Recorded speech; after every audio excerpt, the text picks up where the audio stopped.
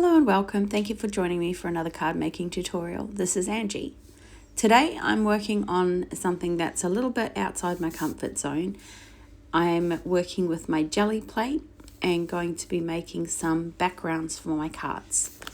So for this sort of task or project, you will require a jelly plate, a brayer and some inks.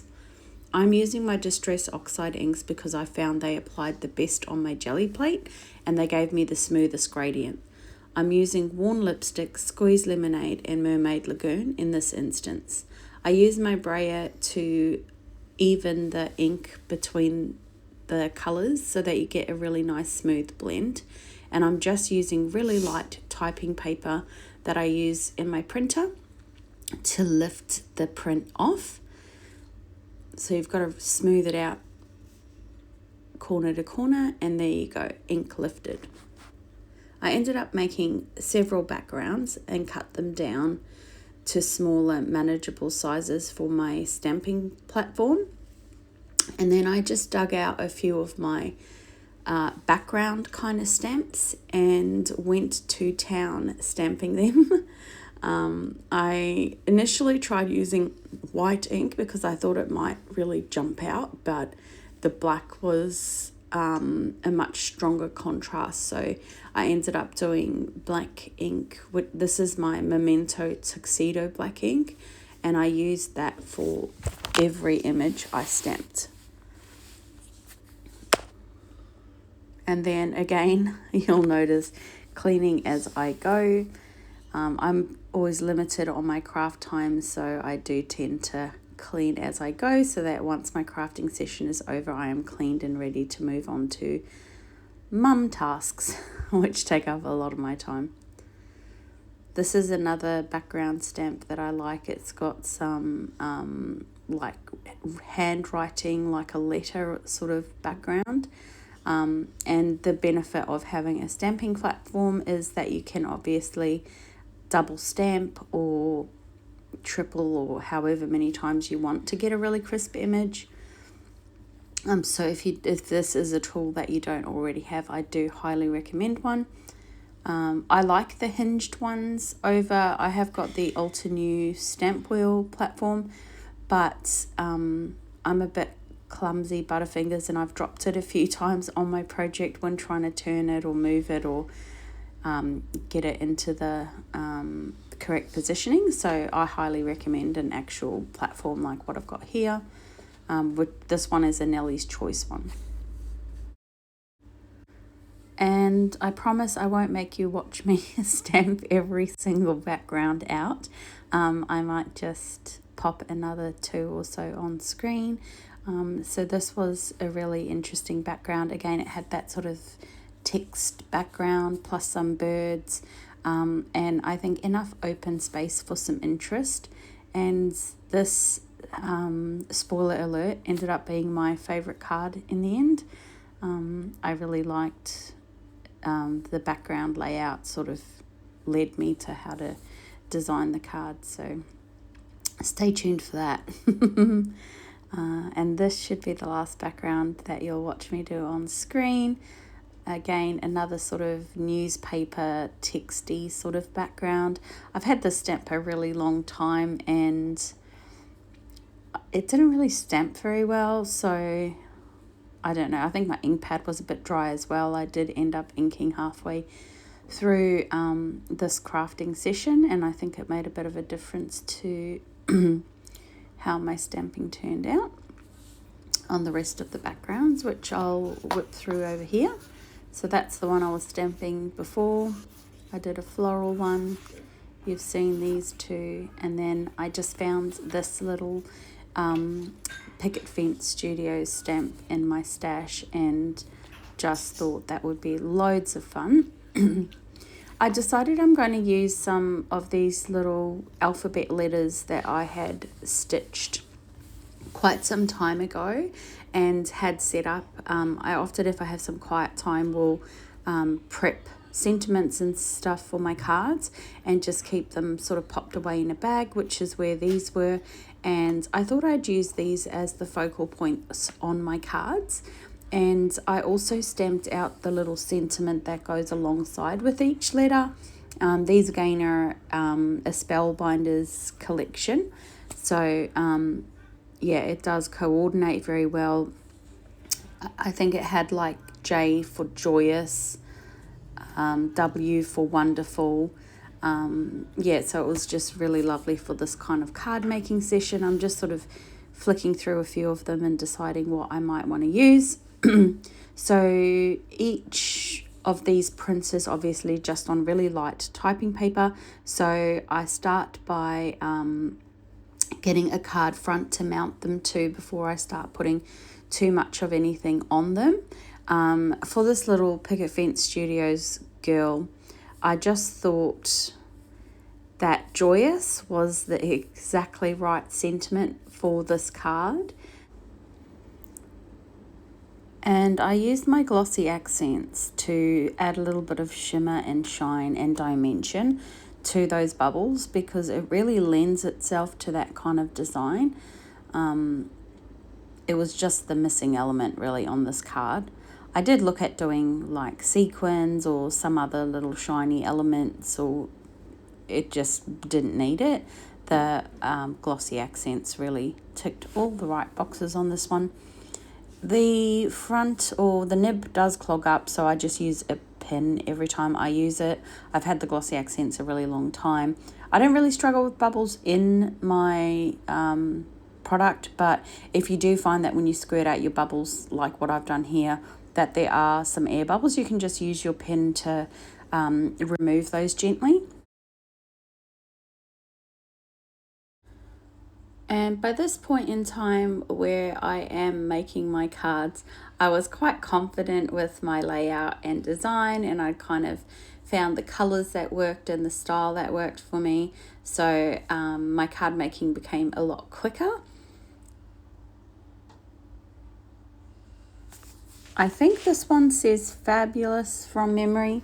The differences in this card layout as opposed to the earlier one for joyous is that I used a black backing on the word that coordinates with the letter. I found that sort of tied in the black throughout the card, and I really grew quite attached to that layout. Again, just using a little bit of double-sided foam tape or foam adhesive to mount the sentiment. Because the letters are mounted, you kind of needed that bit of height with the main sentiment so that they coordinated well. I decided to add a bit more shine to the rest of my cards. On this one, I ended up using some gold thread that I have. It's actually the same gold thread I used for the letters where I did the little straight stitch, I think they call it, on the alphabet letters, and made sort of a bird's nest knot, whatever you want to call it, and popped that in behind the raised sentiment. And I just found that created a lot of interest on the card.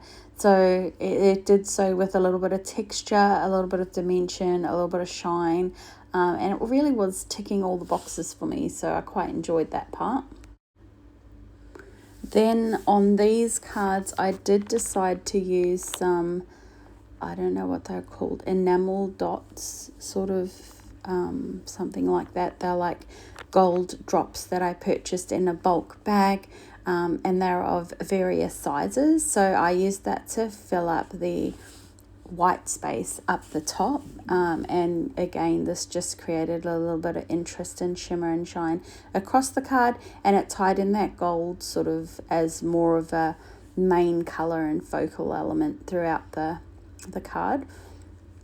So I tried to do these in groups of 3 or so. Always working with odd numbers is important with sort of keeping your eyes moving and following the interest throughout the card.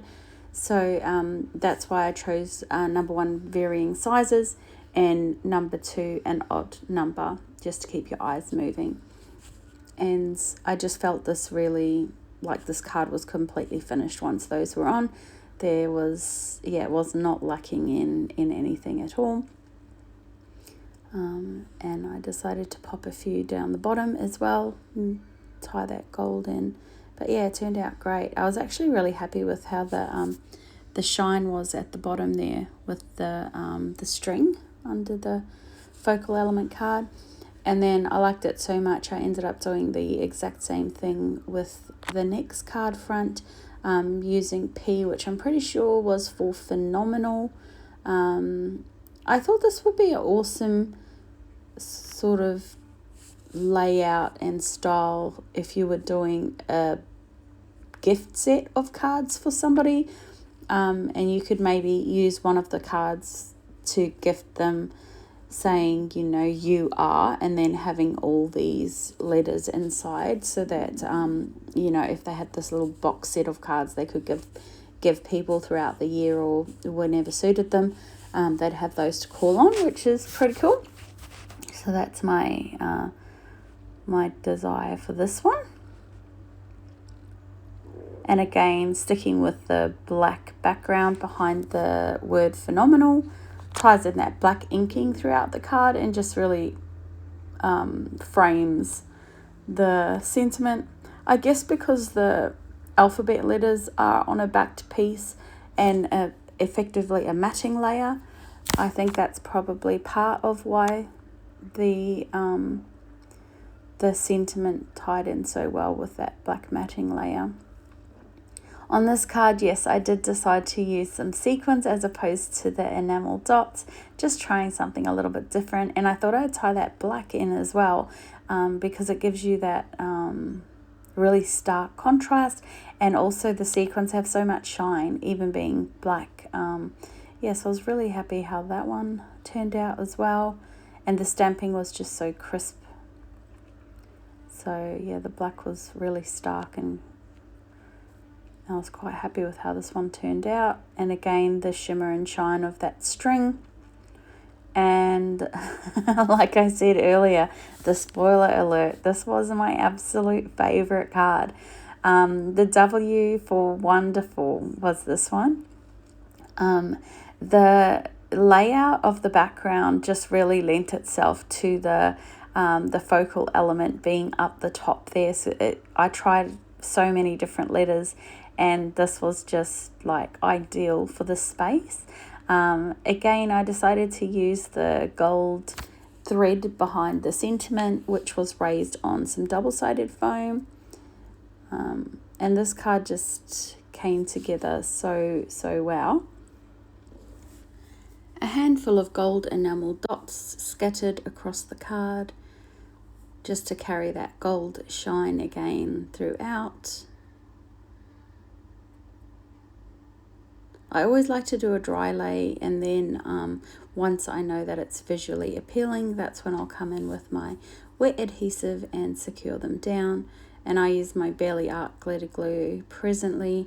My favourite's the multimedia matte from Ranger because it dries matte, which just means that if the glue seeps out, it's not sort of hugely visible. Yay, my favourite card. And then I'm moving on to my only landscape card that I made, and this was using the letter R for remarkable. I think I toyed around with this card quite a bit before I settled on the R for remarkable, but the layout was quite different, and the white space, there were loads of options. I just didn't want to cover up the stamping too much because I still wanted that to be a main focal element on the card. Yeah, so I ended up settling on the R for remarkable. I decided to use the same gold thread behind the sentiment and a handful of black sequins spread across the background as well, and this card is now also complete.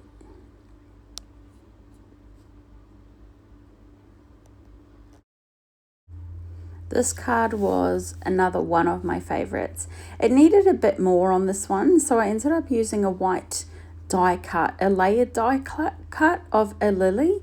It didn't need color. I just did it in the layers of white, and that gave the dimension, shadow, texture that you needed. And then I used M for magnificent. Again, the gold thread behind the raised sentiment and a couple of enamel dots.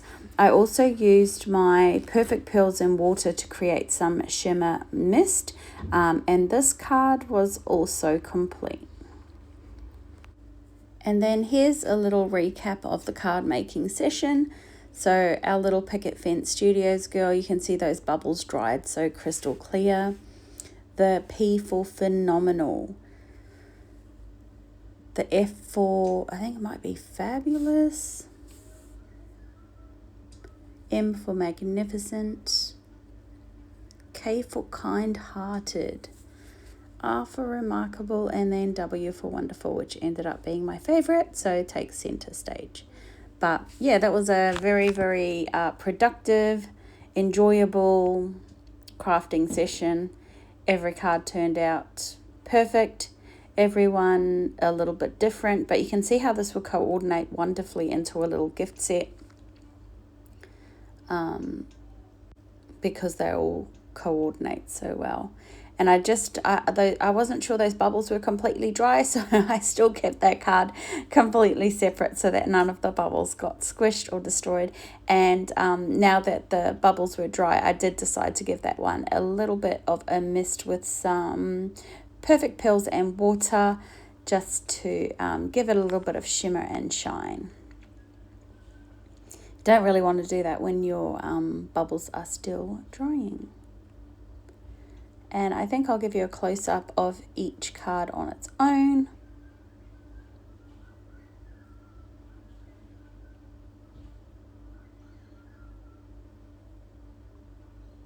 I actually really liked how that card turned out, kind-hearted. And again, just my favorite card. Thanks so much for spending some time with me today, and sort of following along with my craft making session. If you're inspired by this card, I would love to see what you make. You can share that over on my Facebook page, which is Angie's Handmade Cards. I'll link it in the description for you. And yeah, happy crafting. Hope you have an amazing day. Bye.